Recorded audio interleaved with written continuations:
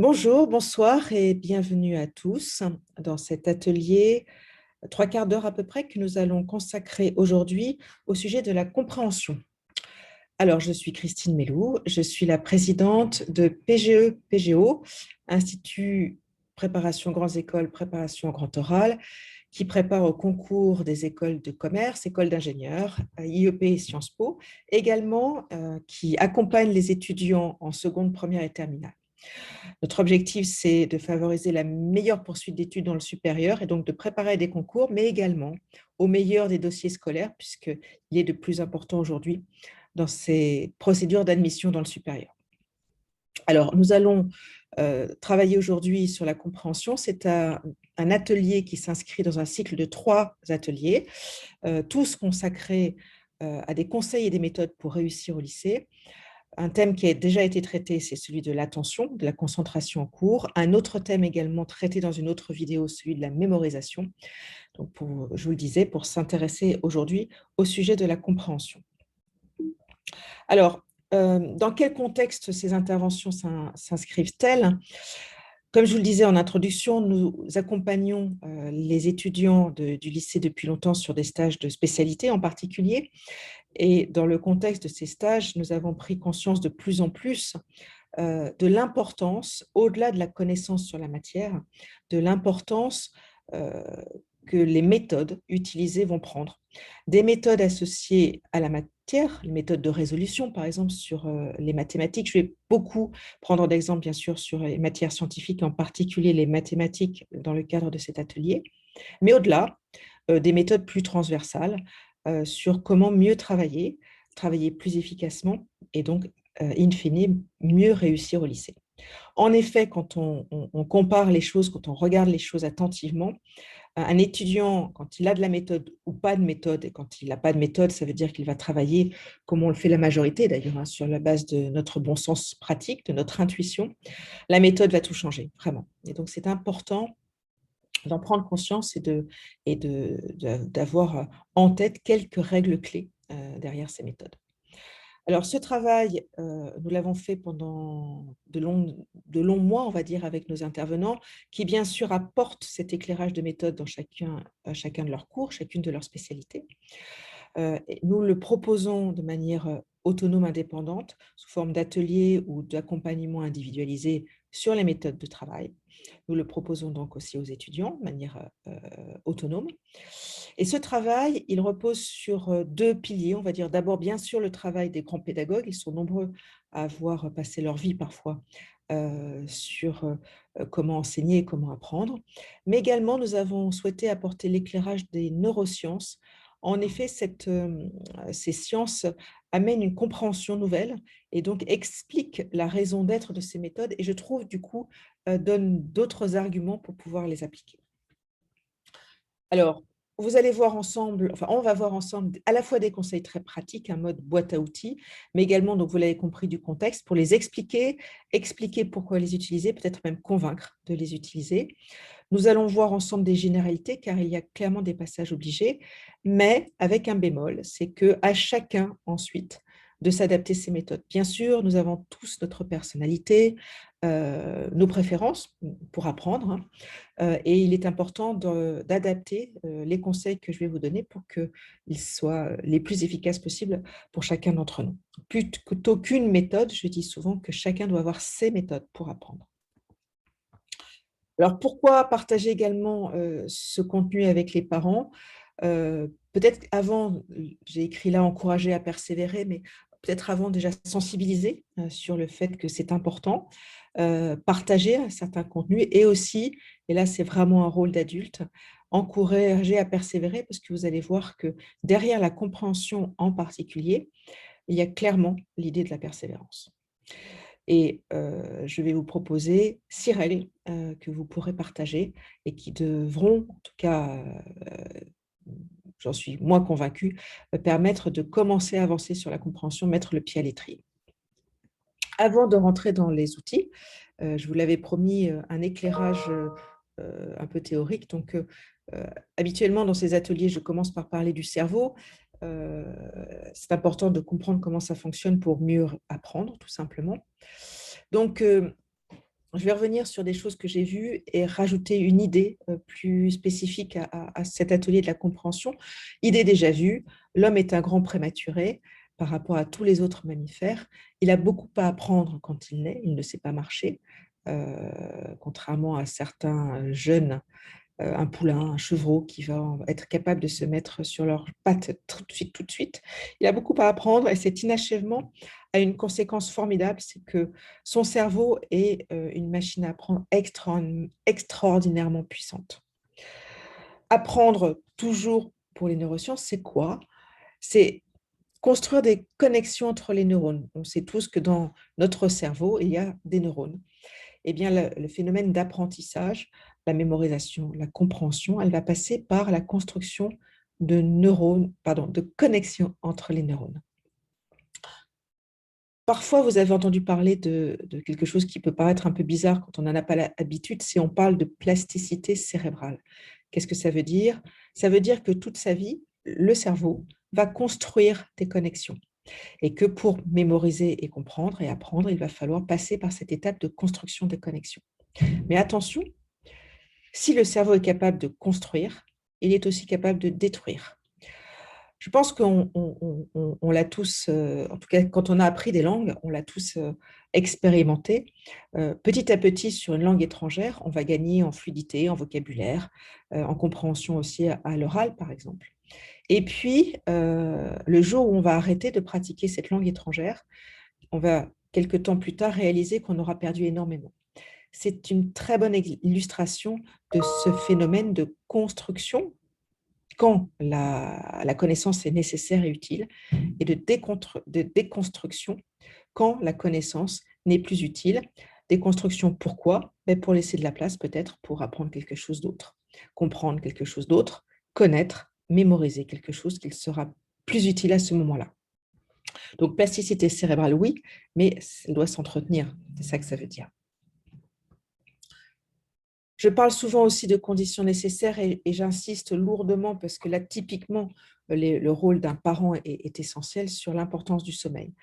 Souvent, et moi la première quand j'étais étudiante, on a la tentation de grappiller quelques heures de sommeil pour passer un peu plus de temps à peaufiner un devoir qui doit être remis le lendemain, pour réviser une leçon sur laquelle un contrôle portera le lendemain. Cela paraît a priori la meilleure des stratégies, alors que en fait, c'est une stratégie complètement inefficace. Le cerveau, et encore une fois, là, les neurosciences ont mis des mots derrière ça, a besoin de sommeil pour mémoriser, pour comprendre. Il se passe des choses très particulières pendant le sommeil, et d'ailleurs des choses différentes selon les différentes phases du sommeil qui sont nécessaires à la consolidation de la mémoire, à la compréhension. Et donc, le sommeil est nécessaire, et même plus que ça, un certain nombre d'heures, et en règle générale, on dit pour des jeunes adultes qu'il s'agit de 7 heures à peu près. Le temps nécessaire est indispensable parce qu'à chaque étape du sommeil va se passer des choses différentes, vont se passer des choses différentes.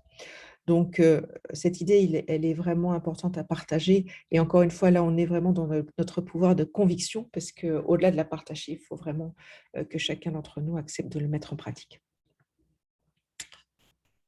Idée nouvelle par rapport aux introductions précédentes que j'ai faites sur ce cerveau, c'est l'idée de la compréhension d'un point de vue neurologique ou neuropédagogique. On peut dire que le cerveau n'aime pas ne pas comprendre, et même mieux que ça, que le cerveau est là pour nous faire comprendre le monde. Et donc, d'un point de vue neuropédagogique, quand on ne comprend pas, c'est simplement que ces connexions n'ont pas eu le temps de se faire. Et donc, il faut leur laisser le temps.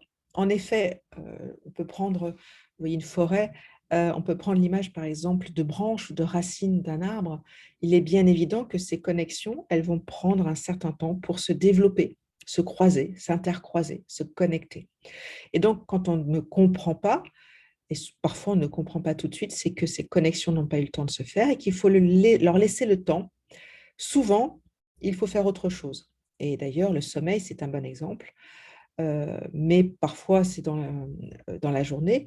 Il sera plus intéressant de passer à un autre point de notre programme de la journée, notre matière, par exemple, et revenir au problème 20 minutes après. Cela ne viendra pas forcément vite. Cela peut nécessiter de revenir plusieurs fois. On appelle ça l'apprentissage par couches, comprendre en plusieurs couches. C'est assez classique. Et là, encore une fois, je reviens à mon image de la forêt. L'idée vraiment, c'est de se dire que la compréhension, c'est comme quand on traverse une forêt pour la première fois. La première fois, on est un peu perdu, on a du mal à identifier un chemin, à se repérer dans la forêt. Et puis, le deuxième jour, les choses seront plus claires. On identifiera plus facilement les sentiers, on verra les endroits où on s'est trompé peut-être et on évitera de refaire ces mêmes erreurs. Petit à petit, d'ailleurs, même si on passe souvent et régulièrement sur ce sentier, nos pas vont faire que ce sentier vont s'agrandir. C'est exactement ce qui se passe dans notre cerveau avec le phénomène de la compréhension. Petit à petit, les connexions vont se multiplier, vont s'approfondir, et du coup, l'information va passer de manière plus rapide, plus fluide, et notre compréhension sera à la fois plus profonde, et également plus rapide. Un de nos professeurs de physique-chimie dit à ses étudiants, faites confiance à votre cerveau pour cette raison, mais surtout n'acceptez pas de ne pas comprendre, persévérez. Et effectivement, parfois les étudiants, et il faut se battre contre ça, se disent, je n'arriverai pas à comprendre, je ne suis pas fait pour comprendre les maths, et acceptent quelque part de ne pas aller jusqu'au bout de leur compréhension. Il ne faut pas, il faut poser des questions, et encore poser des questions au professeur, afin que petit à petit, cette compréhension se fasse, et ne pas avoir honte de ne pas comprendre. C'est normal. On ne n'est pas bête, mais intelligent, je vous l'ai dit plusieurs fois.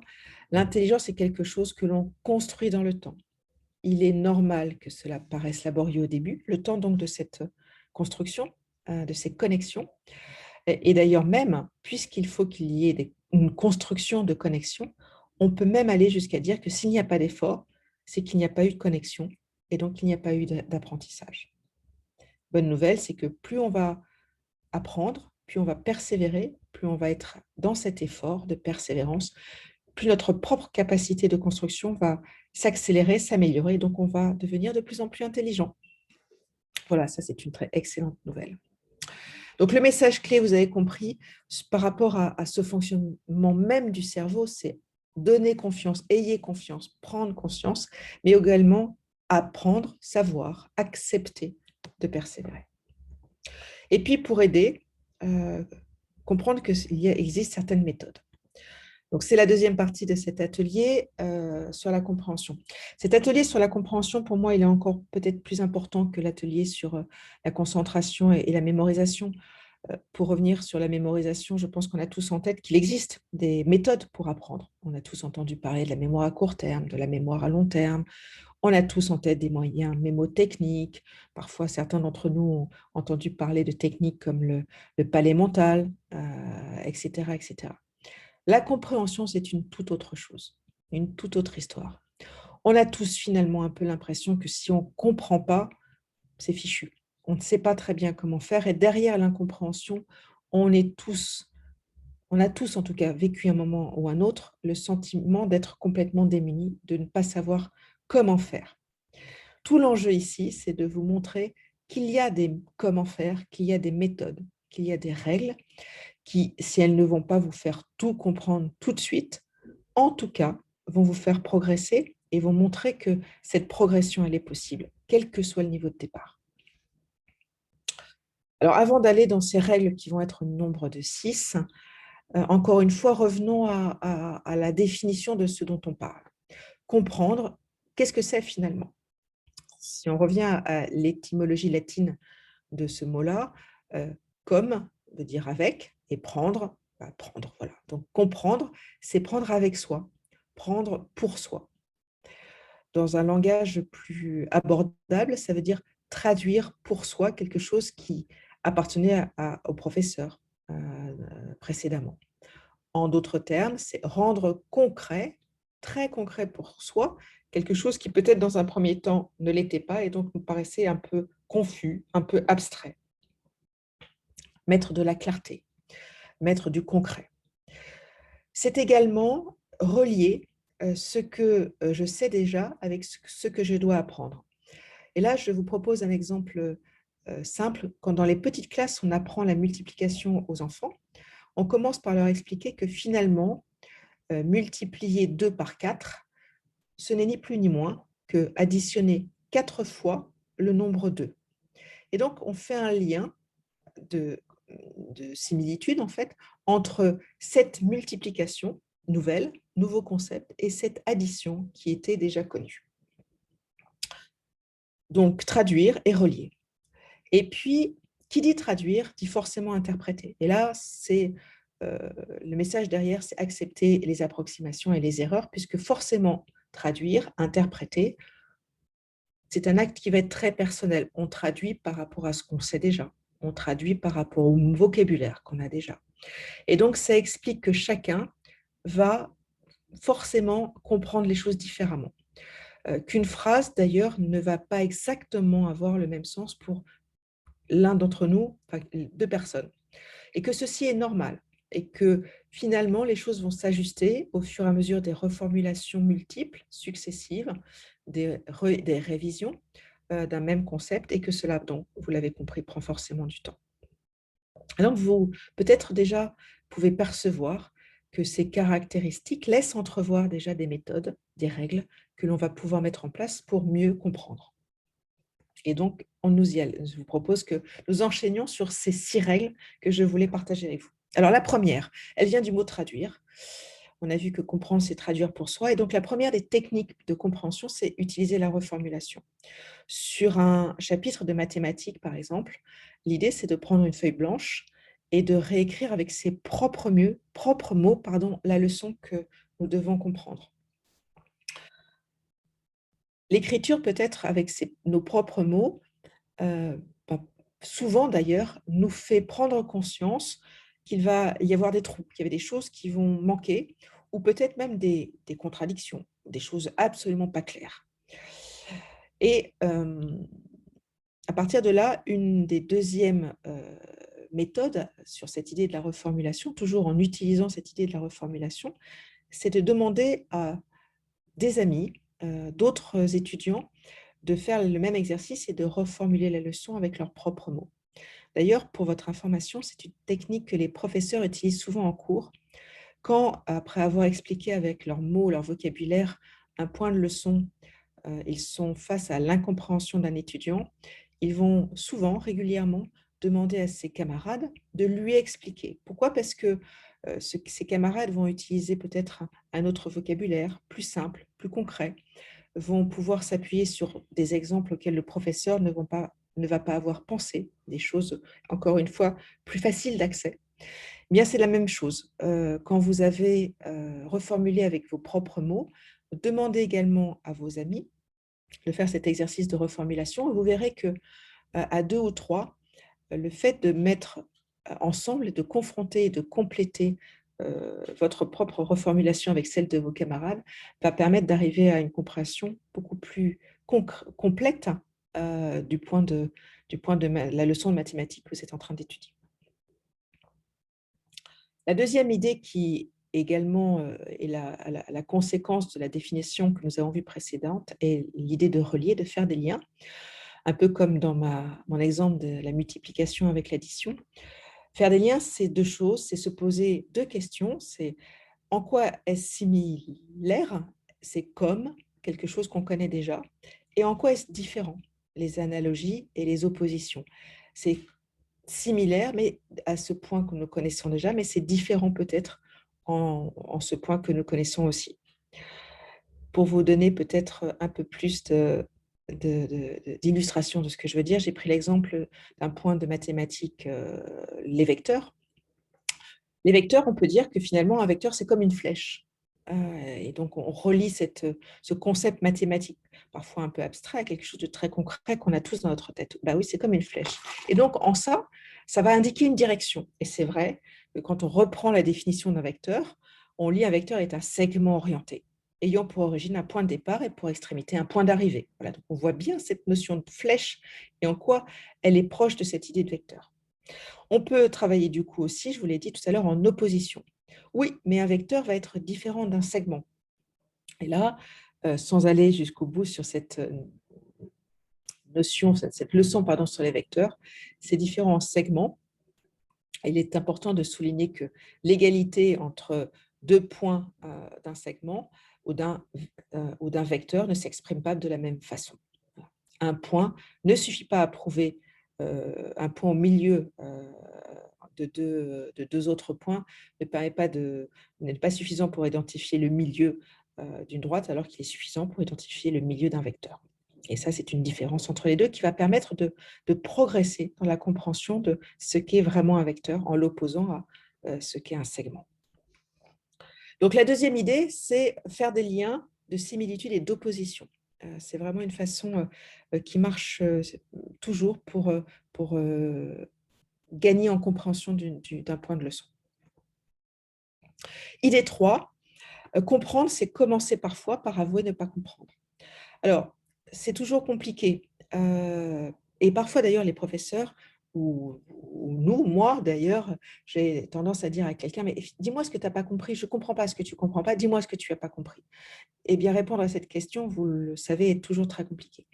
Alors, une proposition que nous vous faisons, c'est de se dire que finalement, c'est très difficile de dire ce qu'on n'a pas compris. Commençons, puisque c'est le premier exercice de la compréhension, revenons à cet exercice de reformulation. Et donc, quand on me demande d'expliquer ce que je n'ai pas compris, ma réponse est une réponse en deux temps. Elle est de dire, écoutez, je ne sais pas exactement ce que je n'ai pas compris. Et alors, ce que je vous propose, c'est que je vais vous formuler, moi, ce que j'ai compris, et je vais vous demander de mettre en évidence ce qui manque dans cette reformulation pour que ma compréhension soit pleine et complète. Et donc, c'est vraiment à l'autre, au professeur en l'occurrence, de nous aider grâce à cette première formulation avec nos propres mots. Et c'est un exercice que je pratique tous les jours dans mon métier, pas donc uniquement à l'école. Et le fait de dire, écoutez, je vais vous dire ce que je comprends et vous allez m'aider et compléter ce qui manque dans ma compréhension, ça marche tout le temps. Et c'est donc quelque chose que, en tant qu'étudiant, on peut bien évidemment se permettre de demander à nos professeurs ou à nos camarades, comme on l'a dit tout à l'heure. Idée 4, sur laquelle je vais passer un peu plus de temps, c'est l'utilisation des erreurs. Vous verrez qu'elles sont fondamentales pour la compréhension. Alors, avant, une image, celui du tir à l'arc. Je reviens à la façon dont le cerveau fonctionne. Le cerveau, il fonctionne par itération. En fait, le cerveau, son métier, on va dire, ou sa façon de fonctionner, c'est qu'à partir d'une situation à régler, à résoudre, il va faire une projection, il va imaginer une solution potentielle. Grâce à ce qui va se passer dans la vraie vie ou dans le tir à l'arc en particulier, j'ai tiré trop à droite ou je suis tombée de vélo, ou j'ai fait une erreur dans un exercice, il va corriger et la tentative suivante, il va, eh bien, pour reprendre l'exemple du tir à l'arc, il va peut-être tirer moins haut que la première flèche. Et donc, baisser l'axe du prochain tir pour pouvoir l'adapter et être plus centré. Et puis, peut-être que ce deuxième tir va être trop à gauche. Et donc, dans le troisième tir, non seulement il va baisser l'angle, mais également il va tirer légèrement plus à droite. Et c'est ainsi, petit à petit, comme quand on apprend le tir à l'arc, que la flèche va finir par se ficher sur le centre de la cible et que c'est ainsi que petit à petit, erreur et correction après erreur et correction, le cerveau va finir par trouver la bonne réponse. C'est vraiment exactement comme cela que le cerveau fonctionne et c'est exactement la raison pour laquelle dans les matières scientifiques en particulier, chacun l'a bien observé, il y a oui une part de leçon, mais il y a également une part très très importante d'exercices d'application. Ces exercices sont vraiment nécessaires pour la compréhension. Et derrière ces exercices, les erreurs sont nécessaires pour la compréhension. Alors, une fois que j'ai dit ça, le message qu'il faut tenir à chaque étudiant, est celui d'utiliser vraiment les erreurs pour la compréhension. Or, malheureusement, peu nombreux sont les étudiants qui prennent le temps et qui font l'effort de vraiment utiliser les erreurs pour travailler à fond leur compréhension. L'idée, c'est vraiment de revenir sur les copies précédentes et, par exemple, analyser les annotations des professeurs. Si besoin peut-être, parfois, un professeur a mentionné une erreur, mais sans peut-être complètement l'expliquer, la justifier. N'hésitez pas, et vous serez rare à le faire, et donc c'est une approche qui est toujours valorisée par les professeurs, n'hésitez pas à demander plus d'éléments d'explication sur une erreur qui a été relevée par un professeur. Notre proposition, c'est comparer avec vos copies précédentes. Est-ce que ce sont des nouvelles erreurs? Est-ce que ce sont des erreurs différentes? Quelles sont les erreurs qui ont été réglées? Quelles sont les erreurs qui persistent? Prenez ce temps vraiment dédié à des erreurs, jusqu'à même faire des fiches de vos erreurs. C'est un outil qui est extrêmement puissant. À chaque devoir, relevez quelles sont les erreurs et quelles sont peut-être les notions qui sont encore fragiles. Quand vous allez revoir, réviser vos cours, vous allez savoir sur quel point passer plus de temps. Listez d'ailleurs celles où vous avez fait des progrès. C'est important de garder en tête la progression, d'identifier la progression. Vérifiez peut-être qu'il n'y a pas des erreurs récurrentes. Or, vous allez probablement déterminer qu'il y a des erreurs récurrentes. Certaines peuvent être peut-être le fait d'inattention, c'est important de le savoir, peut-être le fait d'une difficulté en particulier, peut-être une difficulté sur certains types de calculs qu'il va vous falloir pratiquer plus souvent, plus longuement. Et donc, aussi, ça va vous permettre d'avoir une alerte, un réflexe. Tiens, quand tel calcul va être nécessaire, je sais qu'il va falloir que j'y prête plus d'attention et que je vérifie peut-être davantage ce calcul, car je risque davantage d'avoir fait des erreurs. Donc ça, c'est le traitement des erreurs. L'autre étape derrière, après cette première étape de compréhension des erreurs, elle va être de refaire les exercices. Dans un premier temps, refaire les mêmes exercices va vous permettre de vérifier que vous avez compris. Et peut-être un peu comme cette image de l'arc et des flèches, de vérifier que vous avez compris 80%, mais qu'il reste encore 20% à retravailler, qui ne sont pas encore complètement clairs. Derrière les erreurs, vraiment l'idée clé, c'est de se demander pourquoi, d'où vient cette erreur, quelle était l'origine, la source, la raison de l'erreur. Ce qui est intéressant, ce n'est pas l'erreur elle-même, mais c'est ce qui a provoqué l'erreur. Et les exercices, à travers cette gymnastique de j'ai fait une erreur, je comprends d'où elle vient, et dans un deuxième temps, je refais l'exercice et donc je réalise que je peux éviter l'erreur grâce à cette compréhension. Les exercices, donc, je pense que là aussi, vous l'avez compris, sont absolument essentiels pour comprendre un cours dans les matières scientifiques. Ils ne sont donc pas uniquement des exercices d'entraînement, mais des exercices de compréhension. Et donc, une fois que vous avez fait les exercices du cours, que vous avez refait les exercices du cours, il est important de ne pas vous cantonner aux exercices vus en cours, mais de vous confronter à des variantes. Sur un même exercice d'application, vous allez trouver sur vos guides de mathématiques, sur des annales, sur des plateformes en ligne, énormément de variantes sur les mêmes exercices d'application. Plus vous allez vous confronter à des variantes, plus vous allez vous affiner votre compréhension. Vous allez finalement souvent réaliser que avec un autre énoncé, vous allez peut-être commettre de nouvelles erreurs. Et ces nouvelles erreurs vont être l'illustration que vous n'aviez peut-être pas, et c'est normal, appréhendé toutes les subtilités ou tous les pièges derrière la leçon.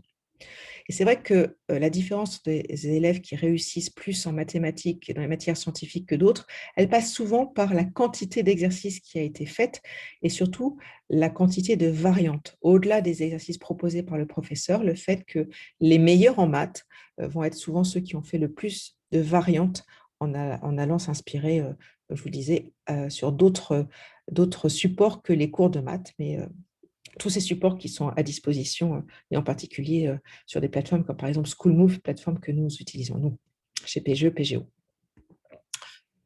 Dans ces exercices, important aussi de penser progressivité. Il y a dans les exercices des natures et des complexités et des objectifs finalement différents. Dans un premier temps, par exemple, vous pouvez utiliser des QCM. En règle générale, les QCM vont vous permettre de réviser des notions de cours.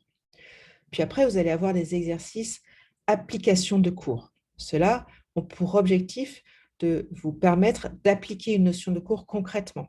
Vous avez mémorisé la notion de cours, maintenant vous savez l'utiliser dans des situations qui vont être assez similaires, puis un peu différentes de celles proposées par le cours. Et puis ensuite, dans un troisième temps seulement, vous allez pouvoir utiliser des annales.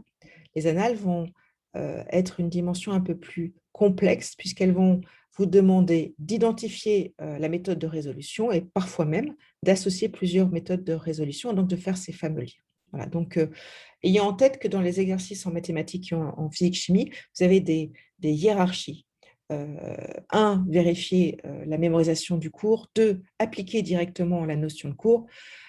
2, 3, appliquer dans des contextes un peu différents cette même notion de cours. Et 4, être confronté à un problème et face à ce problème, aller identifier la méthode à utiliser et enfin, dans un deuxième temps, identifier plusieurs méthodes de résolution et être capable de faire des liens entre elles. Voilà donc pour l'utilisation des erreurs. Vous voyez que c'est un thème dans la compréhension qui est extrêmement riche et extrêmement important. Idée 5, très simple, mais on l'oublie tellement souvent, et on le sait d'ailleurs rarement pas. C'est pas parce qu'on a compris qu'on va se rappeler de cette compréhension.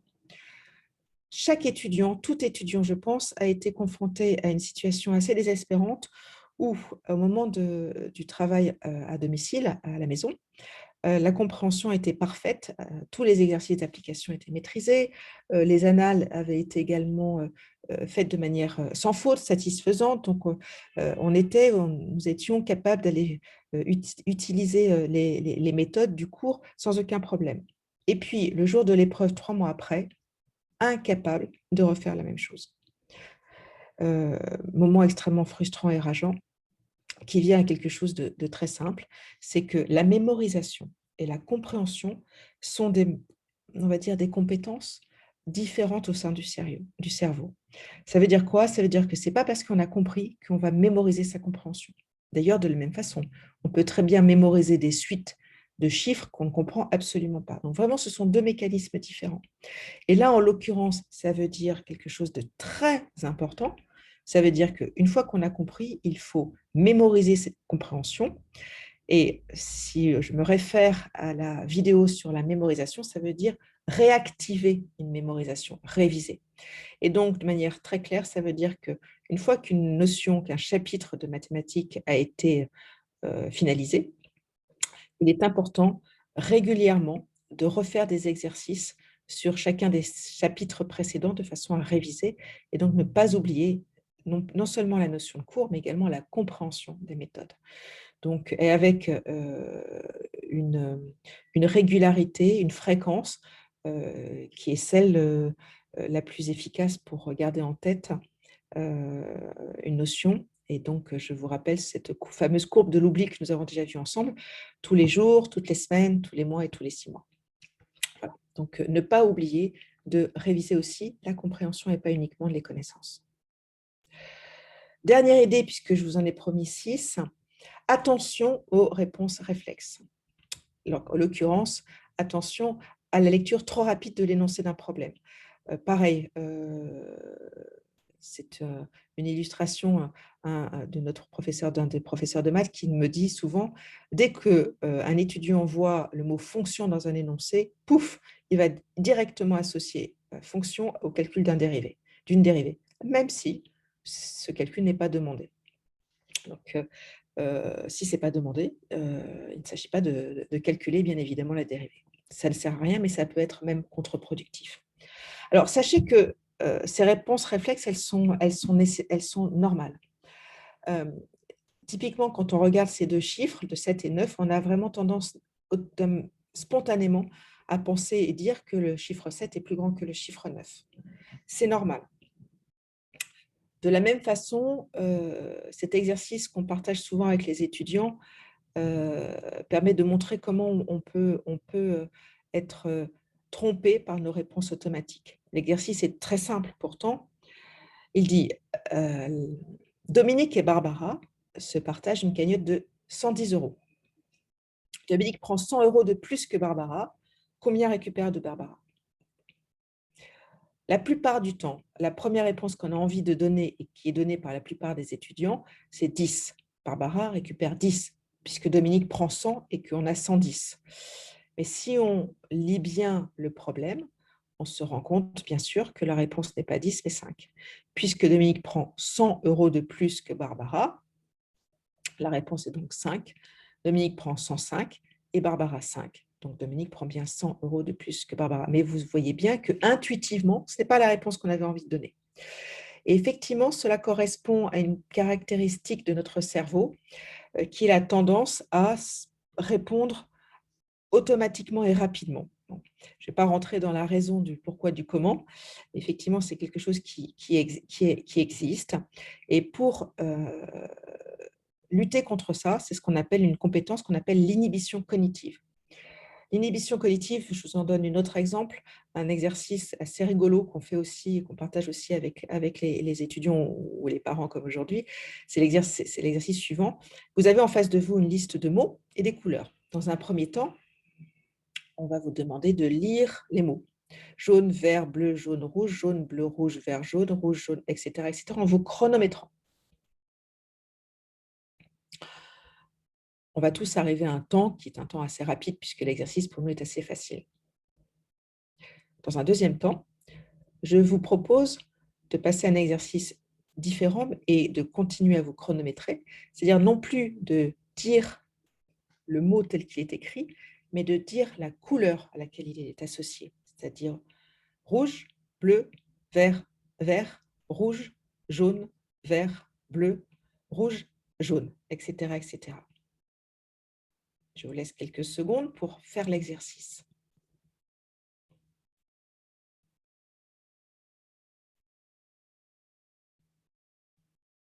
Voilà, je pense que, sans aller beaucoup plus loin, vous avez senti que le deuxième exercice prenait beaucoup plus de temps, vous étiez obligé de ralentir.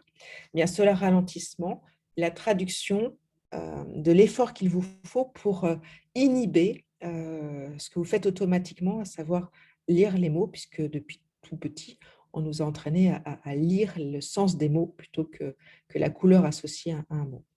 Voilà, donc cette inhibition cognitive, c'est une compétence qu'on acquiert avec le temps. Sachez que c'est la dernière des compétences et que cette compétence, elle est maîtrisée complètement par le cerveau entre l'âge de 25 et 30 ans. Vous voyez que quand on est encore au lycée, c'est une compétence qui n'est pas forcément complètement maîtrisée. Et c'est important du coup d'avoir ça en tête et de prendre le temps pour décortiquer les mots d'un énoncé et pas se laisser piéger par des énoncés qui en plus ont la fâcheuse particularité de souvent avoir des pièges ou bien des informations qui ne servent à rien. Donc voilà pour ces 6 règles que nous avons vues ensemble. Je vais terminer par 2 derniers conseils très pratiques, toujours sur ce même sujet de la compréhension, en tout cas de l'efficacité au travail. Le premier, c'est un sujet qui n'est pas sur la compréhension, pardon, mais sur la communication. Parfois, on demande aux étudiants à qui ils s'adressent quand ils rédigent une copie et restons donc sur notre exemple des mathématiques, ils vont nous dire je m'adresse au professeur de mathématiques.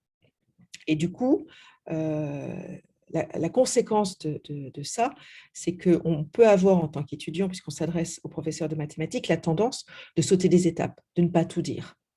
Alors que finalement, ce que le professeur de mathématiques va vouloir vérifier en corrigeant le devoir de mathématiques, ce n'est pas que le bon résultat, mais c'est aussi la pertinence du raisonnement, le fait et l'enchaînement d'ailleurs des différentes étapes du raisonnement, les liens faits entre les différentes méthodes de résolution. Et donc, si l'étudiant donne directement le résultat sans expliquer par où il est passé, comment il a fait pour arriver à ce résultat, finalement, le professeur n'a pas du tout tous les éléments nécessaires pour pouvoir attribuer sa note. Et donc, attention, si vous pensez que vous adressez à votre professeur, vous allez forcément avoir tendance à sauter des étapes, ce qui est absolument ce qu'il ne faut pas faire. Et donc, le conseil qu'on donne aux étudiants, il est de se dire, quand vous rédigez une copie, imaginez que vous êtes en train de rédiger une copie pour votre meilleur camarade et pour lui expliquer comment vous avez fait, ou pour un camarade qui ne comprend pas et pour lui expliquer encore une fois comment vous avez fait, ou pour peut-être un camarade pour le convaincre de la pertinence, de la justesse de votre raisonnement. Donc, faites attention à bien détailler l'ensemble des étapes de votre raisonnement. Et puis, ceci va avoir un autre bénéfice qui est que parfois, vous pouvez arriver à une réponse fausse. Et là, c'est plutôt vrai sur des matières comme la physique-chimie. Même chose, le professeur de physique-chimie utilise souvent l'exemple de on va arriver à un résultat où on explique qu'une fourmi, la fourmi, compte tenu des méthodes et des calculs que j'ai faits, la fourmi que nous considérons mesure 10 centimètres. On sait bien que ce n'est pas possible. Et donc, c'est important de dire je sais que mon résultat n'est pas possible, et c'est faire preuve d'esprit critique qui est valorisé, bien sûr, dans les matières du lycée, dans les matières scientifiques en particulier. Mais peut-être que le résultat est faux, mais peut-être que les raisonnements sont justes. Et le fait de dire que vous savez que que le raisonnement, que le résultat est faux montre votre esprit critique, le fait d'avoir précisé les dernières étapes, toutes les étapes par lesquelles vous êtes passé, va permettre au professeur de valoriser ces étapes. Et donc, vous n'aurez sûrement pas tous les points, et vous aurez autre chose qu'un zéro. Vous aurez également quelques points. Et donc, c'est important d'avoir ça en tête quand vous rédigez vos copies. Voilà, donc la conclusion de ces 3 ateliers, c'est de dire finalement, apprendre, c'est pas facile, c'est du temps, des efforts, c'est fatigant, c'est accepter de se tromper, c'est accepter de persévérer, c'est ingrat. Et finalement, c'est aussi presque un métier qui va s'apprendre grâce à ces méthodes. On prend le temps, nous, chez PGE Peugeot, de passer sur ces méthodes parce qu'on sait que le lycée, que les professeurs du lycée, le programme étant tellement dense et les heures finalement peu nombreuses, les professeurs du lycée souvent n'ont pas la possibilité de passer du temps sur la méthode. Et comme je vous l'ai dit en introduction, elle est fondamentale. Donc, on pense que c'est notre rôle en complément de partager ces méthodes, et que grâce à ces méthodes, tout le monde peut et tout le monde doit et tout le monde va réussir. C'est un message extrêmement positif par lequel je voulais terminer, sachant que pour ceux donc, que ça intéresse, quelques mots sur nos stages spécialité. Donc, effectivement, nous sommes en pleine période de révision des spécialités. Noël étant une première étape importante, puisque grosso modo, la moitié du programme de chaque spécialité a dû être couverte, et qu'il est important de réviser, de capitaliser sur cette première moitié avant d'avoir oublié et de devoir faire un effort encore plus important pour réactiver et recomprendre toute cette première partie du programme. Donc, pour cet objectif, une période de stage de Noël du 19 au 23. Et puis, février sera un peu la dernière ligne droite avant les évaluations du mois de mars. Donc, 2 périodes de stage du 13 au 17 février et du 20 au 24 février. Ces 2 stages étant complémentaires, mais peuvent bien sûr être pris de manière séparée. Des stages qui se passent à distance, mais en direct, à raison de 3 heures par jour sur 5 jours. Donc, des cours en ligne, en direct, qui permettent l'échange vraiment avec le prof. Et puis, cet échange aussi avec d'autres étudiants, sachant que chaque groupe ne comporte pas plus de 12 étudiants à peu près en moyenne, et que ça permet vraiment de travailler avec les pairs. On a vu que la reformulation, la compréhension des erreurs des autres est quelque chose, ou des réussites aussi des autres. Un plan de dissertation réussi par un camarade est parfois plus parlant que le plan de dissertation d'un professeur. C'est très important. Donc, des stages matières complétés par des ateliers méthodes après les stages et des rendez-vous individuels sur la méthode. Et puis aussi un accès à une plateforme qui s'appelle School Move, que nous utilisons en complément des stages, dans lequel vous allez trouver des contenus sous forme de fiches de cours, mais aussi de vidéos, et aussi énormément, et on a vu combien c'était important, d'exercices, de quiz, d'annales, de pratiques finalement pour venir en complément de ces stages. Des stages qui se veulent vraiment axés sur l'efficacité grâce à une approche pédagogique volontairement très, très, très différente du lycée pour ne pas être un lycée bis, avec de la pratique. On a vu combien combien la pratique est importante dans l'apprentissage, et on sait que les professeurs n'ont pas le temps. Et en particulier dans les spécialités, et en particulier d'ailleurs en physique-chimie, le programme est tellement lourd que parfois même certains professeurs sont obligés de faire des impasses, de demander aux étudiants de travailler en autonomie sur certains chapitres. Or, c'est parfois faisable pour certains et parfois très difficile pour d'autres qui auront besoin d'un médiateur entre la leçon et leur compréhension. Et donc, cette pratique, elle est vraiment importante. Et comme je vous le disais, avec une approche même de la pratique qui est différente, vous avez rappelé là l'exercice de la reprise des erreurs, en vous disant, et on l'a vu tout à l'heure, qu'il ne suffit pas de dire que c'est faux, il faut comprendre pourquoi. hein. C'est faux et où est la source de l'erreur? Et c'est un exercice que nous pratiquons bien sûr pendant ces stages de spécialité. La personnalisation qui est aussi possible dans un contexte d'un stage à 12 étudiants est impossible pratiquement au niveau du lycée, alors que cette personnalisation, elle va permettre de mettre en confiance l'étudiant en montrant aussi ce qui reste à travailler, mais aussi ce qui est fait, ce qui est consolidé, ce qui est acquis. Et c'est cette confiance souvent qui est le levier même de la motivation et donc de la persévérance. Un autre parti pris important, c'est l'entraide. Toujours grâce à ces petits effectifs, hein, technique de la reformulation, compréhension en expliquant à l'autre, compréhension en comprenant les erreurs de l'autre ou bien en comprenant les bonnes pratiques qu'un étudiant va avoir mis en place. C'est quelque chose qui permet d'aller beaucoup plus vite, clairement, dans un contexte d'un petit effectif, bien sûr. Les méthodes, hein, on a vu les méthodes. Je vous parlais tout à l'heure de la mémorisation et cette fameuse courbe de l'oubli, les moments clés auxquels il faut réviser pour éviter d'oublier de manière trop importante. L'explication des attendus des épreuves, c'est toute notre histoire de préparation au concours. On sait qu'avant toute chose, c'est important de comprendre ce qu'on attend. Il y a des attendus clés à côté desquels il ne faut pas passer. Et puis, des petites astuces. Je vous ai donné les exemples des conseils des correcteurs pour optimiser une copie. On pourrait rajouter à cet exemple sur les matières littéraires, par exemple, comment enrichir un vocabulaire, éviter, par exemple, d'utiliser toujours les mêmes, les mêmes verbes, hein, l'auteur illustre, l'auteur dit que, l'auteur, etc., en enrichissant sa copie avec des synonymes. C'est quelque chose qui est une petite touche qui va permettre d'avoir quelques points supplémentaires à la fin sur la note finale d'une copie. Voilà. C'est quelques exemples que je partage là avec vous pour juste illustrer. Voilà, donc on termine cette vidéo. J'espère qu'elle vous a été utile. N'hésitez pas à revenir vers nous pour toute question.